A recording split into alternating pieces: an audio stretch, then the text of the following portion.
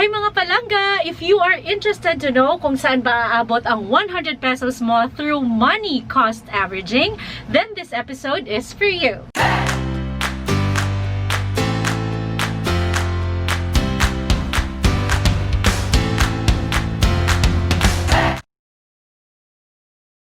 Hi mga palangga! Welcome back! So before we proceed to our vlog today, we would like to let you know and thank everybody for subscribing. We are actually at the moment 34 subscribers towards our 1,000 subscriber goal. So please don't forget to hit that subscribe button and punch that notification bell so that you will have updates on our upcoming vlogs. Thank you so much for all your support, and now back to the vlog. Okay mga palangga, antes kita magsugod, we ask a few questions sa atong mga respondents, and our question is, if we will give you 100 pesos in the next 6 months, where will you choose to invest it? Is it 1. Bullish Market, 2. Break-even Market, or 3. Bearish Market? And these are their response. Colleen said, I choose 1 kay daw mas stable, kag syempre value for money. If I really want to invest on something, I'd want it to grow consistently. And I thank you. Oh, thank you also, Bea. Next, from Gerlin, who is currently in Saudi Arabia. She said, scenario 1 lang guro, kay straight, maski hindi ko gets. Don't worry, Gerlin, because Noel will be explaining further which among the 3 is better, because you know, as I said earlier, there's no right and wrong answer. All of the 3 scenarios may gain kagid, but there is one where the gain is higher than the other. Next answer, Jeline Elisan said, I choose scenario 1 kay as you invest in a business and imo goal is to grow or upgrade your income as time passes by.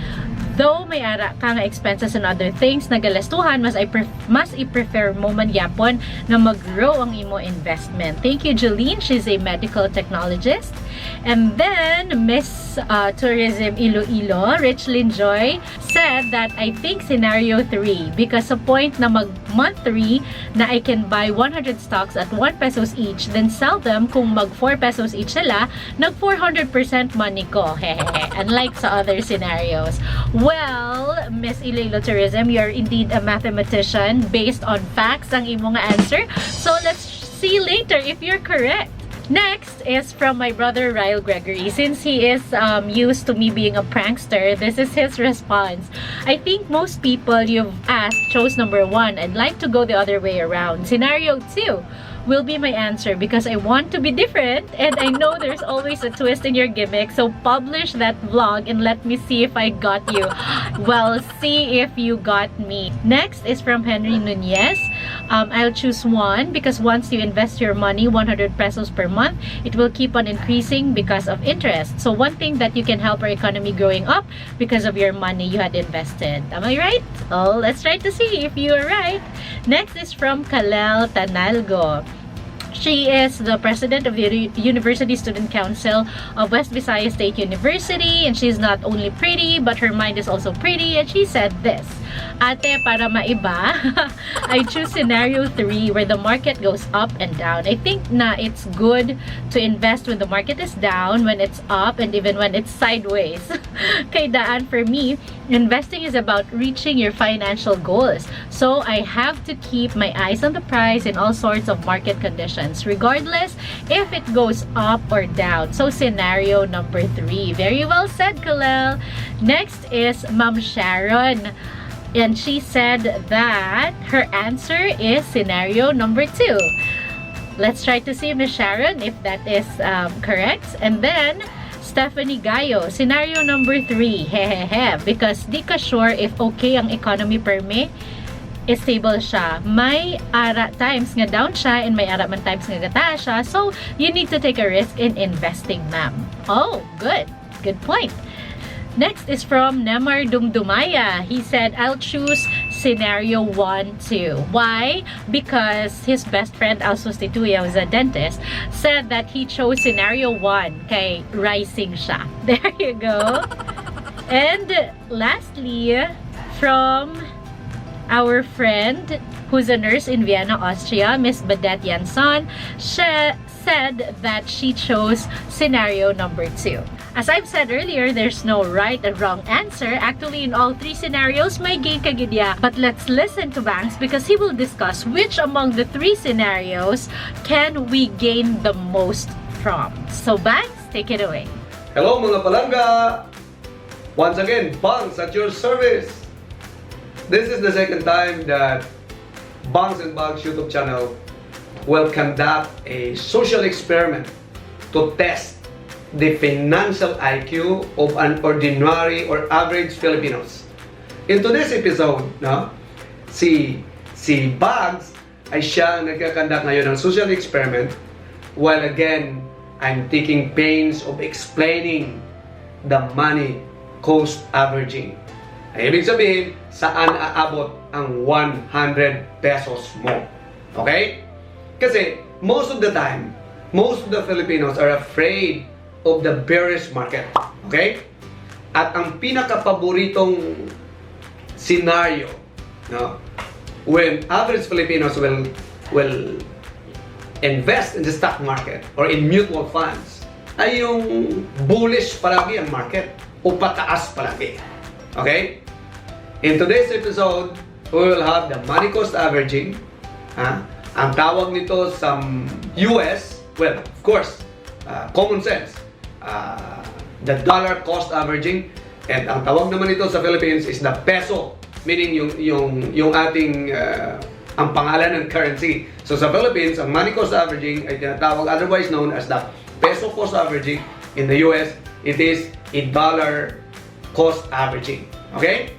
Now, ang in-experiment namin ngayon is to test again the financial IQ of Filipinos. For example, if we will have 100 pesos every single month and we will put it in an investment vehicle, for example, mutual funds or stock market, okay, in the next 6 months, may ipapakita kami sa inyo sa screen na tatlong scenario. By the way, before I will gonna introduce the three scenarios, okay, I will discuss first na sa investment, may dalawang sitwasyon. Okay? Yung tinatawag nating bullish market in the bearish market. Okay? Bull, ibig sabihin, tinatawag yan na bull market or bullish economy kasi nanggagaling yan sa toro. And ang toro, kapag umatake yon sa kanyang perceived enemy o sa kanyang kaaway, okay? Yung style ng atake ng toro ay always pataas. Okay? Ganyan ng toro. Ganyan. Okay? Ang kanyang atake. Kaya, sa magandang market scenario o sa isang pataas na market scenario, ang tawag doon ay bullish market. On the other hand, on the contrary, may sinasabi namang bearish market. O sa Tagalog, ano ba yung bear? Oso. Okay? So, ang style naman ng pag-atake ng oso sa kanyang kalaban ay pagano naman, pababa. That is why, ang isang downtrend market ay tinatawag na bearish economy o bearish market. Now, in our social experiment, while Buzz is doing right now an outdoor interview for some average Filipinos, kung saan sa tatlong senaryo na ipapakita ko ngayon sa screen ang pinakapaborito ng mga average Filipinos in order to gauge, just like what I have said, our financial IQ. And you will be amazed with the power of money cost averaging. You will have 100 pesos every single month in the next 6 months. Kung saan nyo ilalagay yan, well, matitest natin ang ating FIQ. Okay? Here in the board or here in the screen, mabibigyan natin ang tatlong investor, ng tatlong scenario. Scenario 1, okay? She will have or he will have 100 pesos and on the first month, ang halaga ng per share, be it in a mutual fund company or buying stock, ang halaga ng per share nun, ng investment na yon sa unang buwan is 10 pesos. So meaning, kung meron siyang 100, okay, ang kanyang mabibili na per share is 10. So on and so forth. Now, kung nakikita natin ngayon sa screen, merong pataas itong bullish market. No? On the first month, ang per share ay 10. On the second month, ang per share ay 12 pesos per share. On the third month, naging 14 pesos. And on the fourth month, naging 16 pesos. Okay? While on the fifth month, naging 18 pesos. And on the sixth month, naging 20 pesos per share. Napakaganda ng trend na to. Pataas ang market. Ito ang pinaka-paborito ng almost 99% of Filipinos. Not only Filipinos, but investors worldwide. No? Ang ganitong trend na palaging pataas, na palaging, napakaganda ng ekonomiya. Okay? Now, on the other hand, on the second scenario, the same thing. The investor in scenario number 2 is also given 100 pesos every month. Okay? So, ang scenario dito sa scenario number 2, on the first month, 10 pesos din. Bumaba ang market. Pumunta sa... Magkano to? Parang 146. Parang naging 6.5. At umabot pa, sumadsad pa sa 4.5. Bumalik sa 6. Okay? Bumalik sa 6.5 hanggang break even. Bumalik sa 10 pesos per share. So parang bold yung scenario number 2. Mula sa 10 pesos, bumaga as low as 4.5 pesos per share at bumalik lang sa 10 pesos. Patas lang. Okay? In that 6 months span of time. Okay? Now, investor number 3 sa scenario number 3. Okay? Itong masasabi natin talagang bearish market, pababa, hindi man lang bumawi ang scenario number 3. Okay? Consistently, ang investor number 3 ay binigyan rin ng ng 100 pesos every single month in the next 6 months. Okay? So sa scenario number 3, at first, investor number 3 ay bumili rin ng 10 pesos per share. No? So, which means to say, meron siyang 10 share na nabili. Bumaba, sumadsad ang market sa 4 pesos. Wow, parang pandemic to. Ang iba rito, talaga aatakihin na sa puso. No? Talagang heart attack ng abot mo rito. Imagine mo, yung share na nabili mo, it started from 10, bumaba ng 4, sumadsad pa sa 2, umabot pa sa 1 peso per share.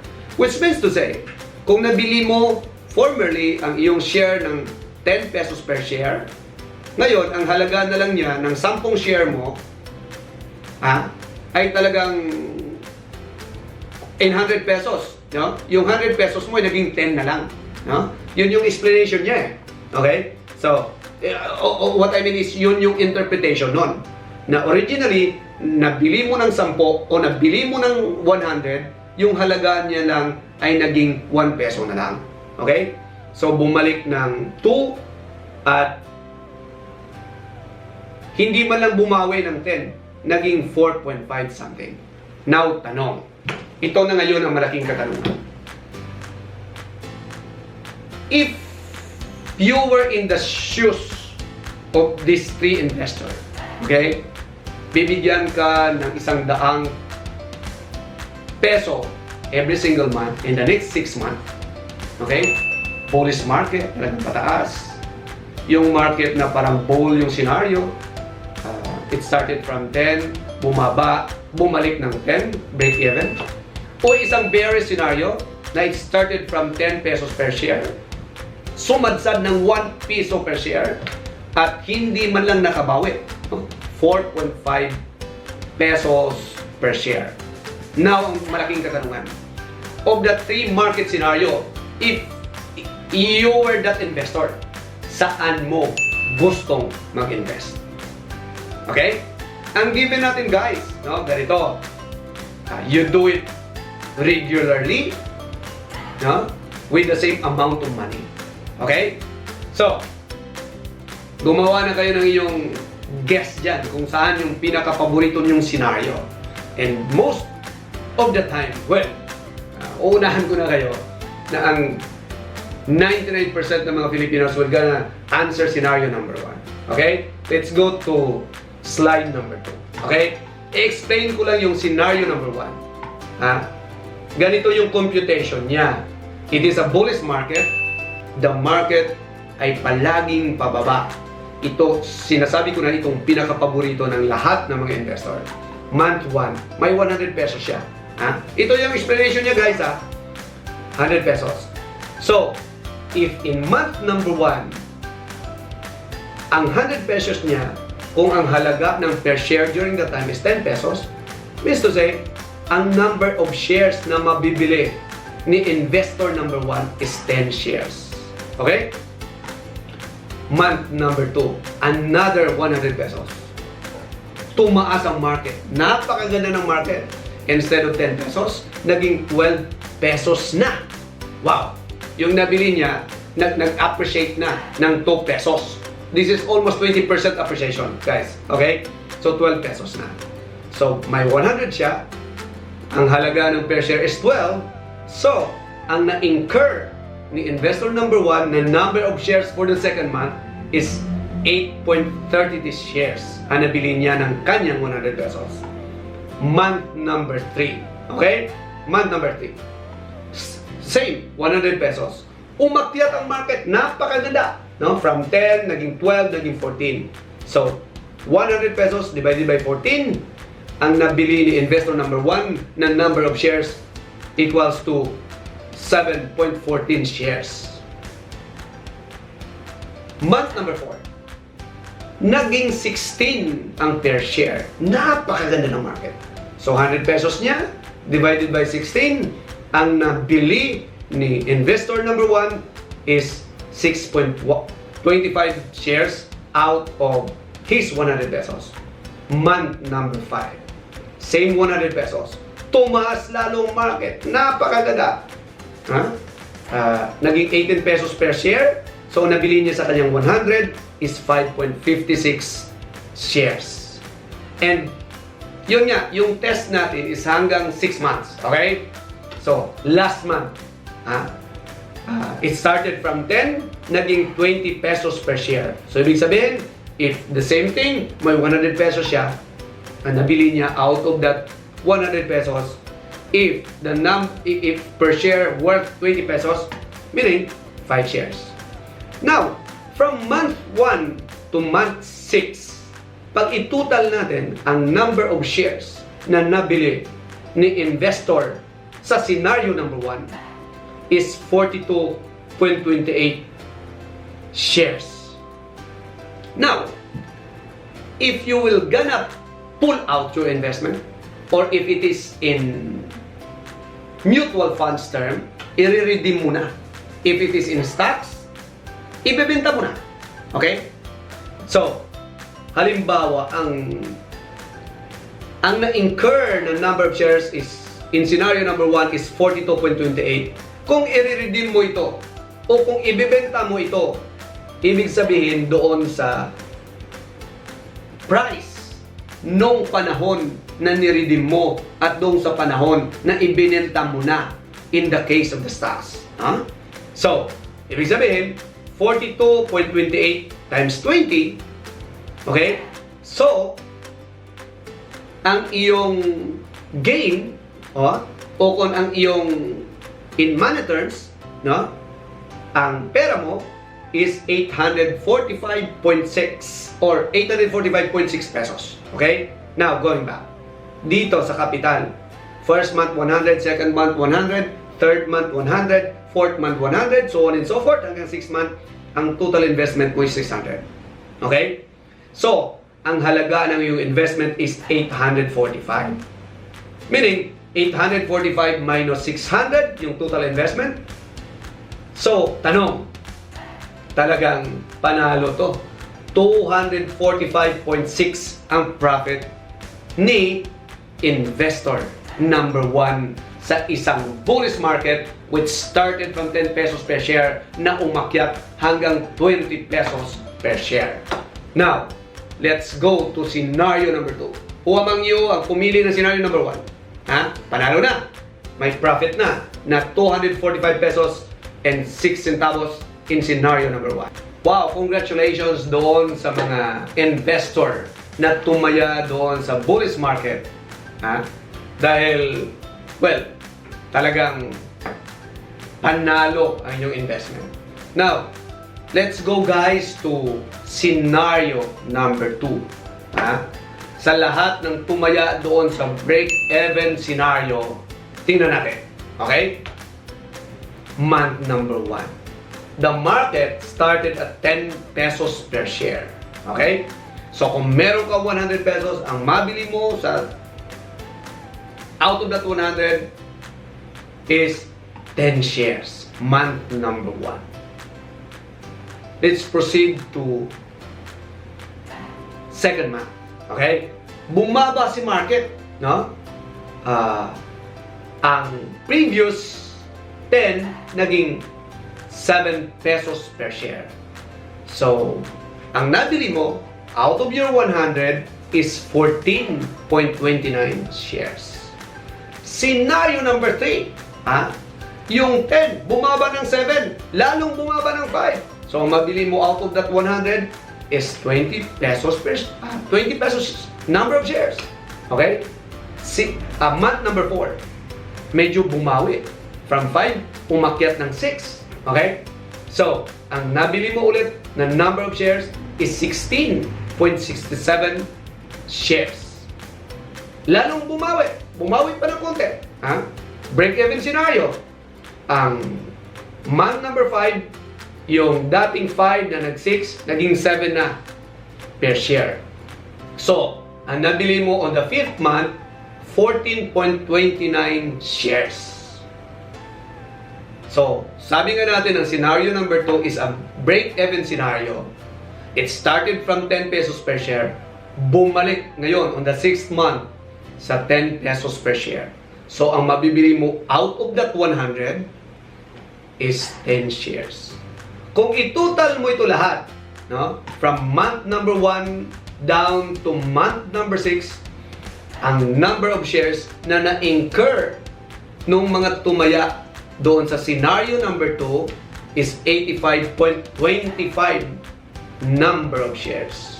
So, ang theory sa pag-redeem if you are in a mutual fund or pag-liquidate ng iyong shares ay ang pagbinta naman in the case of stocks, no? So, doon natin ipipeg na sa price per share when the time na kung saan niredeem mo na nga o ibinenta mo ang iyong stocks. So, 85 times 10. So, which means to say, 852.5 centavos. So, 852.5 minus 600. Wow! Panalo pa rin. Break-even scenario, panalo ka pa rin. Investor number 2, congratulations. Kasi yung profit mo is 252.5 pesos. Now, punta tayo sa scenario number 3. Okay? Ito ang scenario na kinaiinisan.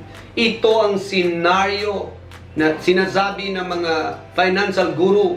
This is the scenario when there is blood on the street. Na kung saan ang lahat ng mga investor ay halos scatter away, no? Tumatakbo, nagbebenta, takot na takot. Tingnan natin. Okay? Scenario number 3.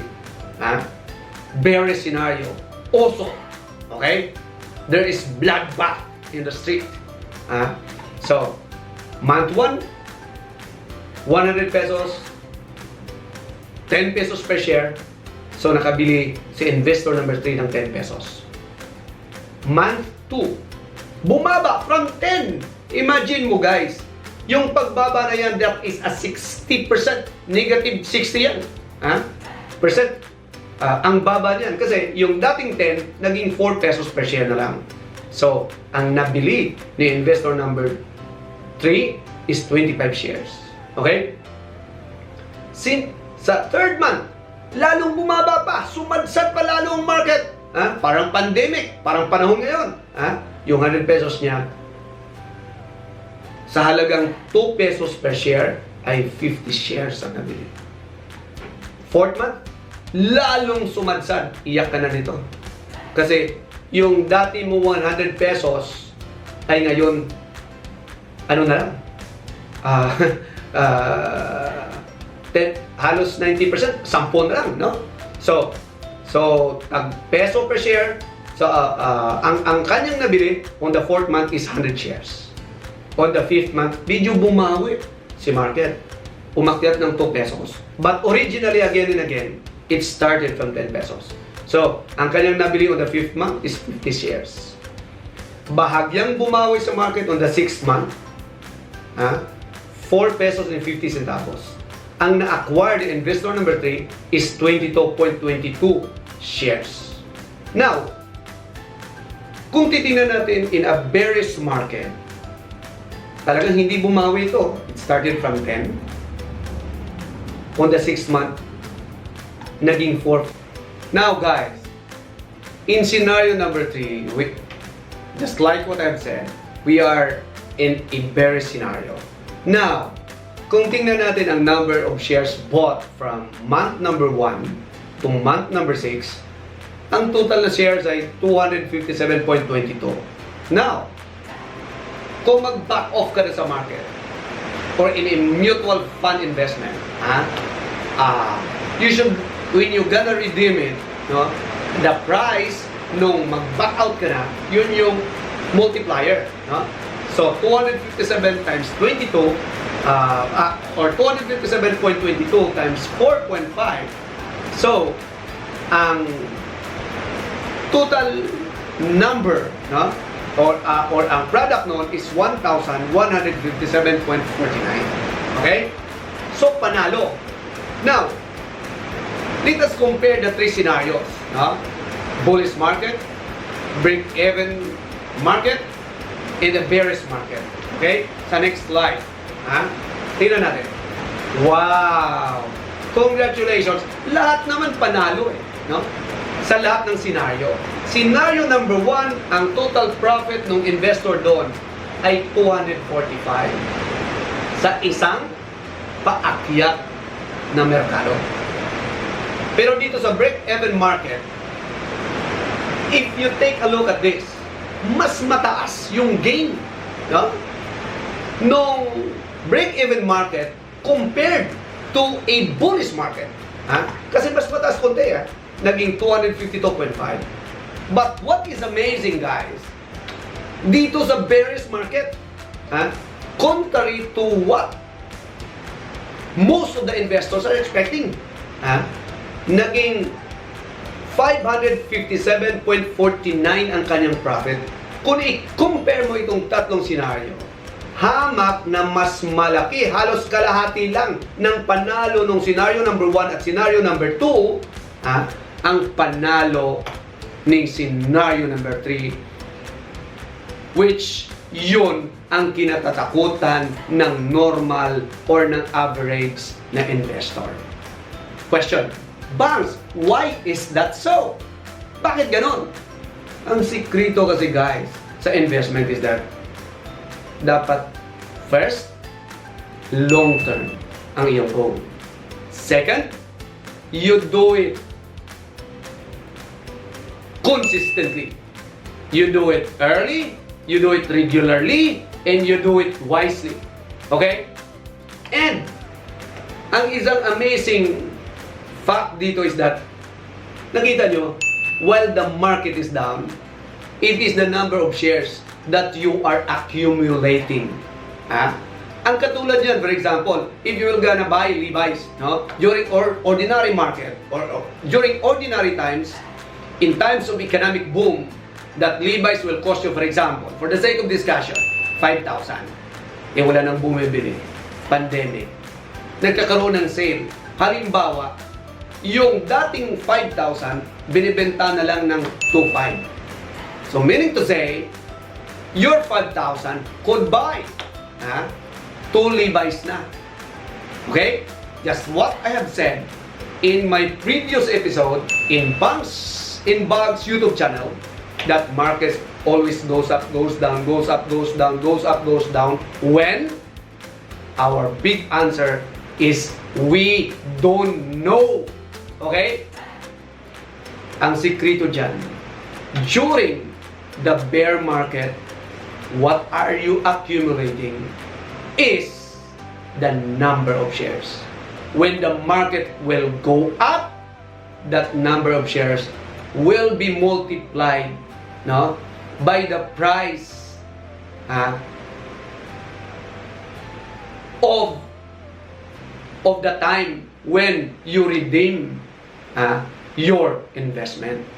So again and again, ang sikreto ulit dyan, you should caution your investment with emergency fund so that when the time comes that you will redeem or you will sell out your possession in stocks, siguraduhin mo lang na sa panahon that the market is up. And during the time when the market is down, you will accumulate number of shares. Okay? So, I hope nakatulong kami dito sa bangsnbags channel.